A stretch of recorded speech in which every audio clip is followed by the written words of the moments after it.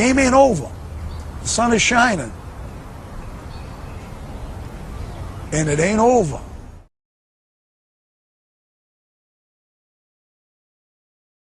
You wanted the best, you got the best from freezing cold, Long Island, New York. Welcome to Ian Scotto Rocks. I am your host, Ian Scotto. Yes, it is absolutely freezing here in New York, and I'm sure other parts of the country. Get me the hell out of here.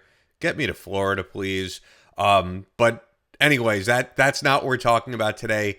What we're talking about is this the end for Winger? Is this the end of the road? Are they going to call it quits? Now, Eddie Trunk has been talking about this for a number of years. I've heard him hint at that in personal conversations, I guess. Winger is talking about calling it a farewell. And I understand why. I mean, these guys are older. Rod Morgenstein, who is one of the best drummers out there, the guy is in his 70s and plays like an animal any night that they're on stage. A lot of these bands are not going to be around for much longer. But anyway, this was just speculation up until now. And then I looked at their Instagram and I noticed this. So they're doing Winger Farewell, the first and final ever Australian tour featuring the original lineup. Technically, it's not the original lineup. It's the original lineup plus one if we want to get technical, because they added a guitarist. They added John Roth during the Pole era, and they got rid of Paul Taylor, I guess because of the keyboard heavy stuff that was dominating and then becoming uncool, as we all know, from the hair metal era. But then they eventually brought back the great Paul Taylor, who wrote some of the best songs for the band, and they kept John Roth. So anyway, that's what you're getting. You're getting the original lineup plus the great John Roth, who also does stuff with Starship, great guitar player, great band altogether. But anyway, that was kind of interesting, right? The final Australian tour, the first and final, I thought was a little bit suspect, I guess you could say. And then I saw that also in November, they said the Farewell Japan tour. So to me, this looks like the fact that they just announced this farewell to Australia, previously had the farewell to Japan. It makes me think they're slowly going to ease into this. Maybe they're going to do Farewell UK and then a big run of US shows. With them, I definitely do not think this is a gimmick of any type. A lot of bands do the farewell tour to sell a hell of a lot more tickets. I really don't think Winger even has that draw, unfortunately. They're one of the best touring bands out there, one of the best live bands. They're phenomenal live. I've seen Kip Winger solo a number of times. I've seen Winger as a band a number of times. At one point, they weren't using these original guys and had some touring musicians. It wasn't even Reb Beach on guitar one time I saw them, which to me is completely outrageous. You know, it should be these guys on tour. So I'm glad that they're doing it right. But anyway, it's understandable. And like the last time I saw them, they were opening for the frontman of Cinderella. To me, Winger should be a much bigger band than that.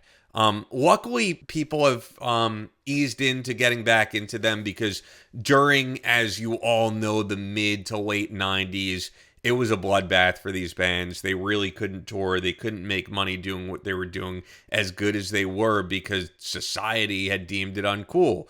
But things always come back around, and I think anyone who goes to see Winger in recent years and checks out their recent albums say this is a band who just kills it live. But like when Skinner did their farewell tour, for example, previously they were playing the NYCB Theater by me, which is a smaller capacity venue. And then they announced farewell. All of a sudden, they're playing Jones Beach Amphitheater, much bigger venue, and it's because of that farewell gimmick. I don't see Winger playing amphitheaters, even with the farewell attached to it. I think the same people who are going to go out and see them anytime they play, those are the people who are going to come out. I mean, I would think at least they'll be able to headline a tour as opposed to opening for someone else. That is how it should be done. But look, I'm not one of these rock channels, of which there are many, who's going to bullshit you and say they'll be like, everyone is great. Every live band is awesome. They're all legends. You know, like, I hate that shit because you lose authenticity and you lose any credibility. There's bands of this era who are touring who are really just phoning it in, and then there's bands who are freaking awesome. And I put Winger in that category. And I was looking at some of their live shows in recent years, and someone here, who is this? Al the Guitar Virtuoso, Al the Guitar Viking, posted some Winger footage in Japan of them in 4K. So this was like the best live footage I've seen of them in recent years. And I think if I play some of this for you guys, it's just undeniable how great they are. They're such a good live band. So to me, if you could go out and see them, go out and check them out. I mean, check out some of this.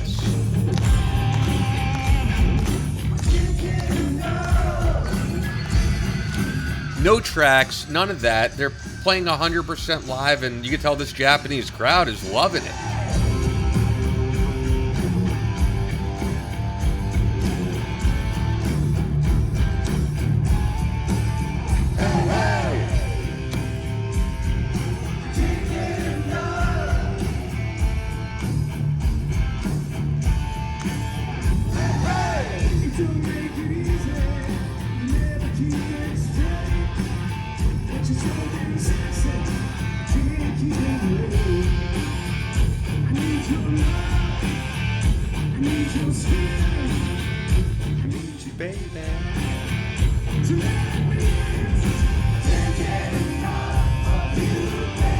So I can't play the whole thing, but as you can see, I mean, Kip still sounds great. You know, does he sound as great maybe as he did in 1988 or something? No, but you can't expect that. The whole band are just phenomenal musicians. And the unfortunate thing about Winger is they just get known for 17 or the ballads. And they have stuff that is just absolutely killer and heavy, especially from the Pull album. If you listen to that song Junkyard Dog and I told you were listening to Megadeth, I think you'd believe me. It's heavy, heavy stuff. The newest album, phenomenal. Go watch the video for Proud Desperado. Awesome.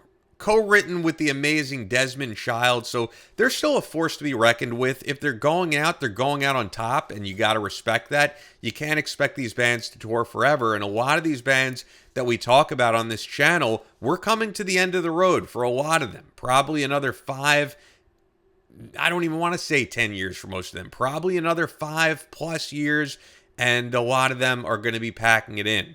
I bet you Kip Winger could still do his solo shows on acoustic. That's a little bit less demanding.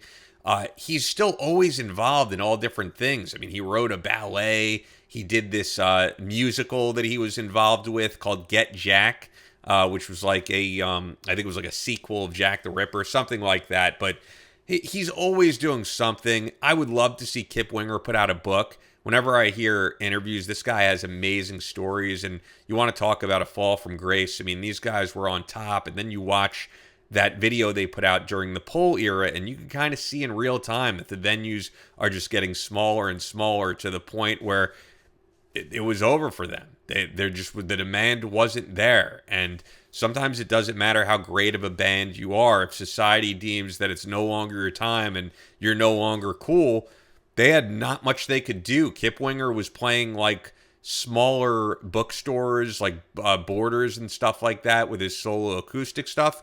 But as I said, it always comes around. The point being, if they are doing a farewell tour, I do believe for these guys it is farewell. So go out and see them one last time whenever they announce these. If you are in Australia, definitely go see them. Have a blast, support live music, and support great rock YouTube channels, namely this one. Check out the merch store, subscribe, and I also have t-shirts beyond this mug, which you can check out on the Etsy store. And if you like this video, I did a video on the best touring hair metal bands, the best live hair metal bands today, not in the 1980s, not in their heyday. I'm talking about right now. And spoiler alert, Winger was one of them. You could check that out right over here to see who the other 4 were.